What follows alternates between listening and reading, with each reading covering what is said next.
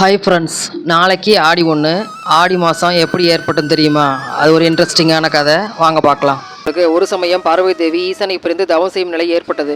சிவபெருமான் தனிமையில் இருப்பதை அறிந்த ஆடி எனும் தேவகுல மங்கை பாம்பு உருவம் எடுத்து கைலையின் உள்ளே யாரும் அறியாவண்ணம் நுழைந்தாள். பிறகு பார்வதி தேவியாக உருமாறி சிவபெருமான் அருகில் சென்றாள். அப்போது ஒரு கசப்பான சுவையை சிவபெருமான் உணர்ந்தார். தன்னை நோக்கி வந்தவள் பார்வதி அல்ல என்பதை அறிந்து தன் சூலாயுதத்தால் ஆடியை அழிக்க எத்தனித்தார். அப்போது சூலாயுதத்திலிருந்து வெளிப்பட்ட தீப்பொறி ஆடியை புனிதமடை செய்தது. அவள் ஈசனை வணங்கி, ஒரு நிமிடமாவது தங்கள் அன்பான பார்வை என் மீது பட வேண்டும் என்பதற்காகவே இவ்வாறு நடந்து கொண்டேன், என்னை மன்னித்தரல வேண்டும் என்று வேண்டினாள். ஆனால் சிவபெருமான், என் தேவி இல்லாத சமயம் நீ அவளைப் போல வடிவம் கொண்டு வந்தது தவறு. எனவே பூவுலகில் கசப்பு சுவையுடைய மரமாக பிறப்பா என்றார்.